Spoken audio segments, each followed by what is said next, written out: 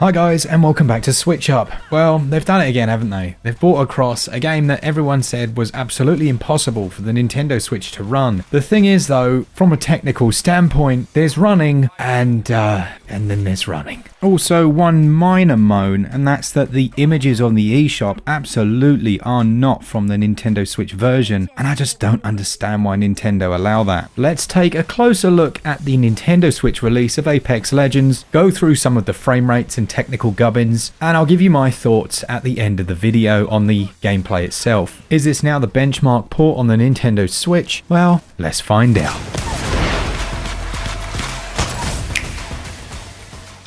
The first thing to look at are the frame rates. Respawn have confirmed that in an interview with Famitsu, their game director Chad Granier confirmed some of the details. Now, apparently, the game is supposedly, or was supposed to run at 720p when docked and 576p in handheld. And that might explain why for me it looks much sharper when playing in handheld. That 720p image over any TV above 32 inches, and you really can see the drop in image quality. I'm unsure whether they've used dynamic resolution scaling, but I wouldn't be at all surprised. Image quality on the whole then, well, it's pretty bad. And as expected, the world has a very blurred look when playing in docked. It's not nearly as bad in handheld, but also it's not the type of game you particularly want to be playing handheld if you're to perform your best. You've also got to consider that you may be playing cross-platform against people who are at a much higher frame rate of 60 FPS and with a much clearer image.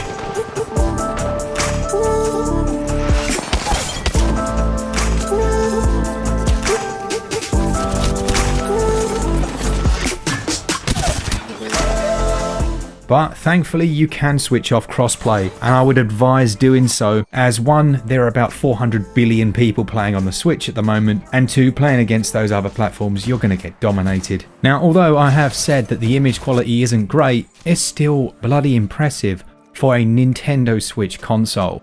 Small details like shadow maps are still present, dynamic shadows from trees and objects, although in the distance these have been dropped right down. Up close they look pretty good. Volumetric smoke exists, which is a bit of a surprise to me, and it doesn't slow the game down to a crawl when you look at it. Bushes, shrubbery and trees are all still here, and although character models are a touch blurry, they're still quite detailed. It's those real-time shadows still being here that is quite a surprise to me, in all honesty. When initially dropping down, you will see a hit to the performance, but I believe this was a choice based around allowing the player to see a lot of the locations they're potentially going to land at in a higher level of detail without costing them any real impact on their gameplay, as you won't be shooting, you'll just be trying to land. I was half expecting to see the level of detail essentially being zero on any tertiary objects in the world.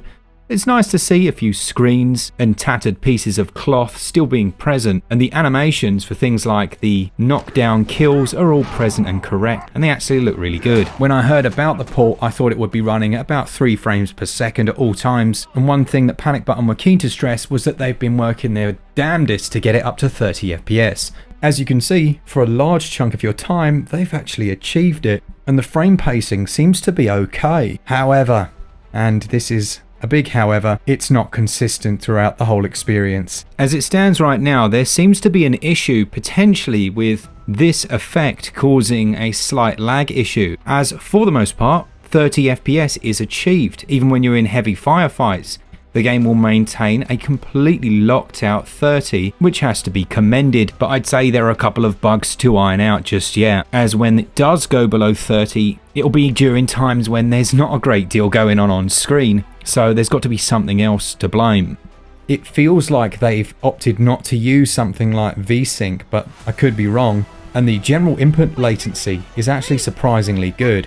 You've got to understand that this is in no way trying to knock the Switch version, it's very impressive, it's simply analysing what's here. Texture resolution is low, but thankfully they've managed to keep character draw distance so you can see enemies on the horizon. Unfortunately, the lower resolution means it will be harder to shoot from that far range. So with that out the way, let's have a look at some of the other Nintendo Switch features that potentially make it for some players a more preferable choice. And the first and foremost of those has to go to gyroscopic controls. Now there's no way Panic Button weren't going to make sure these got in here, and I'm really impressed. They offer a very finite and granular control, but they've also included every option under the sun so that you can tweak the controls to how you like. I found the default setup works well, generally using the right stick to move the camera, but then when aiming down the sights, I'd use that gyro just to bring it onto the head. And in this regard, it actually makes the Switch version one of the easier platforms to target headshots. And surprisingly, they've also brought across voice chat. This works okay unless you have a slightly spotty internet connection like mine, and then it's a horrible stuttering nightmare to listen to.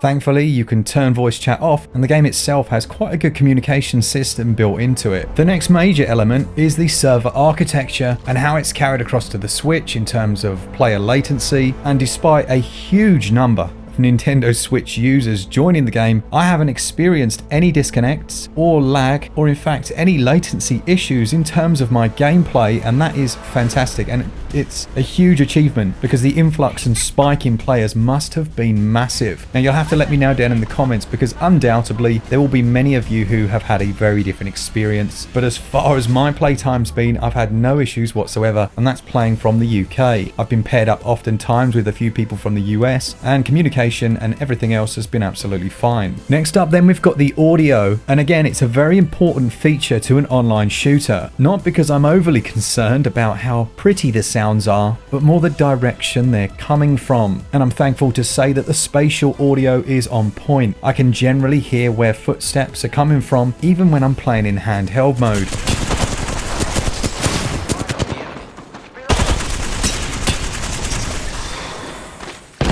And that really is a testament to the sound design. I've always liked the weapon sounds of Apex Legends, and they've carried across nicely to the Switch. There's a lot of voice acting here, however cheesy it is, and all the player quips and sounds are present. Back on the subject of those servers, it's been relatively pain-free to get into a game, and in contrast to some battle royales, Apex Legends has you into the action much faster than a lot of its rivals. In conclusion then, did they achieve 720p and 30 FPS? Well, yes and no. For a lot of your time you will be experiencing those, but the drop will be real. You'll notice the overall blurriness of the world, but the detailed draw distance, fair play, is quite a good range. As you'd expect, the Switch will be the worst place to play it in terms of being at a slight disadvantage, but that's totally mitigated by allowing you to switch off cross-platform, so make sure you do that. A couple of other bits of information. Obviously you can download the game for free. It does have a 25 gigabyte download, which is pretty massive, but you won't need a Nintendo Switch online account to play it. And I also didn't need to sign up to anything, even though it says that an EA account is required. Finally then, if you are coming from another platform and you want to pick up your game on Nintendo Switch, well, you can't. It doesn't support cross progression, so you will have to start a brand new account on the Nintendo Switch console. Everything else remains intact. You can buy your Apex coins, gamble away. No, it's definitely not gambling. Use your money to selectively, randomly purchase skins and maybe get the one you want, very much like a slot machine. That's all intact, and yeah, the game is actually surprisingly fun. In terms of my impressions of it, Apex Legends isn't a series I've played a huge amount of on other platforms. I dipped into the PC version briefly, but my time on the Switch has been quite enjoyable. I'd say it's a little bit more adult than some of the other Battle Royale games we've got on Switch, which for myself is a nice touch. I really like the weapons. The implementation of that gyro and the rumble works really nicely, and I was able to pick off a few cheeky headshots. The system of getting knocked is a little different to others. A bit like Call of Duty Warzone, where you can get the players back, but you won't be finding yourself in the gulag. It means that even when you die, you've still got a little bit of hope. And I also like the emphasis on individual characters and them having unique abilities. I have a feeling with the way that the Nintendo Switch ecosystem is in terms of online games like this, Apex Legends will find its home there. Sure, it will have that initial huge explosion of players, then it will gradually die down a bit. But unless we see something like PUBG, this for now is probably the best we've got. Are you going to be playing Apex Legends? We're going to set up a group, or a room I should say, on our Discord server. The link of that is in the description, so make sure sure you come and join us, and we'll see if we can get a huge SwitchUp crew fighting our way through the world. Or perhaps that giant download is just too much for you, and to be honest, maybe you're not interested. A big thanks to our patrons. You support us each and every month, and it literally has kept us alive more than once. For all things Switch, all the time, keep it SwitchUp.